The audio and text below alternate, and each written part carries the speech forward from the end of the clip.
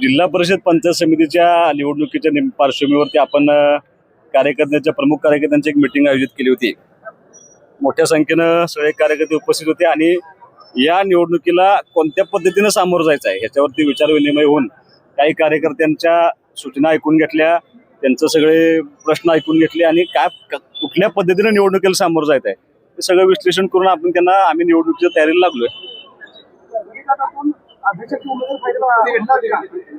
कारण तो निर्णय पार्टी सगळी एकत्र बसून घेईल, कारण अध्यक्ष आणि त्या जिल्हा परिषद गटातील सगळे प्रमुख नेते मंडळी आणि तालुक्यातील सगळे प्रमुख नेते मंडळी एकत्र बसून आज उद्यापर्यंत बऱ्यापैकी सगळे निर्णय, आता अध्यक्षांची मागणी आहे सगळ्या करगणी जिल्हा परिषद गटामध्ये, पण आम्ही एकत्र बसू आणि सारासार विचार करून आपल्याला जास्तीत जास्त सीटा निवडून आल्या पाहिजेत, पंचायत समिती आपल्या ताब्यात आली पाहिजे, या हेतून जे करणं आवश्यक आहे ते आम्ही एकत्र बसून निर्णय घेऊ। तुम्ही भाषणामध्ये म्हणाला की कार्यकर्त्याचे पाय मोडण्याची भाषा करते, कोण करते? आता काय तुम्ही सगळं महाराष्ट्रभर गेले, सगळं व्हायरल झाले।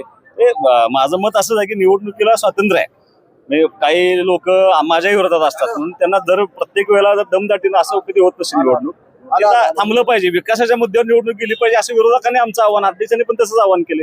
लिंबोडी जिल्हा परिषद गट जरा हाय व्होल्टेज आहे, तुम्हाला हाय व्होल्टेज वाटतंय, माझं मत असं आहे की तिथं शिवसेनेचा उमेदवार आजच्या घडीला विजय झाला लक्षात।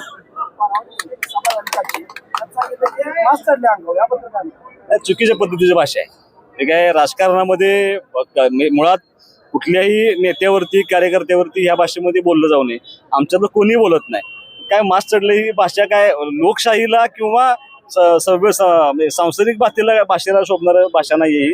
आपण कार्यकर्त्यांचा सन्मान राखला पाहिजे, तो आपला असू दे, विरोधकांचा असू दे किंवा कुठला असू दे, या भाषेत बोलण्याला योग्य नाही। मतदारांना माझी विनंती आहे की विधानसभेला ज्या पद्धतीने तुम्ही सगळे आमच्या बरोबर राहिला होता आणि ही या पूर्ण तालुक्याची विकासाची जबाबदारी गेली अनेक वर्ष शिवसेना एकटी ताकदीने काम करते।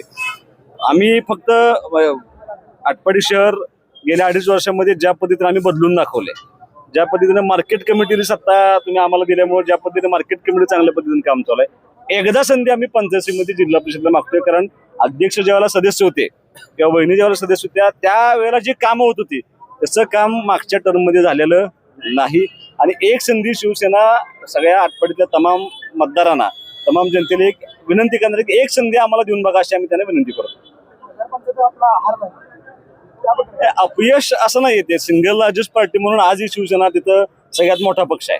आता अनेक लोकांची युती ज्या मान्य नव्हत्या त्या लोकांनी युती केली आणि त्यांचं गणित त्यांनी सत्तेपर नेलं, तिरंगी झाली आणि थोडंसं तिसऱ्या उमेदवारांनी जी मतं घेतली ती सगळी आमच्या पार्टीची असं आमचं मानणार आम्ही कार्यकर्ता आहे, त्यामुळे आमचा त्यात पराभव झाला। प्रत्येक पक्षाला एक चिंता असते की बरेच जण उमेदवारीसाठी झटत असतात, अशा वेळी जर नाराज गट जर तयार झाला तर त्याला नाराजी होऊ नये म्हणून आम्ही 100% प्रयत्न करतो, कारण मला असं वाटतं की आपण कार्यकर्त्यांना, प्रत्येक कार्यकर्त्याला कुठं ना कुठं तरी संधी देण्याचा आपण प्रयत्न करतोय। ज्यांना संधी मिळाली अशा लोकांनी थोडं मागं सरलं पाहिजे आणि पक्षाची भूमिका म्हणून विजयी होण्याची क्षमता ही पहिलं धोरण आहे, त्यामुळे जो विजयापर्यंत पोहोचू शकतो अशा उमेदवाराला संधी देण्याचा आमचा प्रयत्न राहील।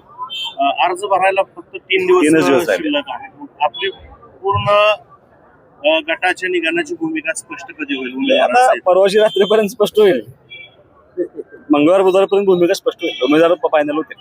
बघायला असं मिळते की जे कार्यकर्ते आहेत त्यांची जी भाषा आहे खूप म्हणजे चुकीच्या, मला असं वाटतं त्यात एक बदल करायला पाहिजे की शिवसेनेचा कार्यकर्ता चुकीच्या पद्धतीने लिहित नाही, चुकीच्या पद्धतीने बोलत नाही।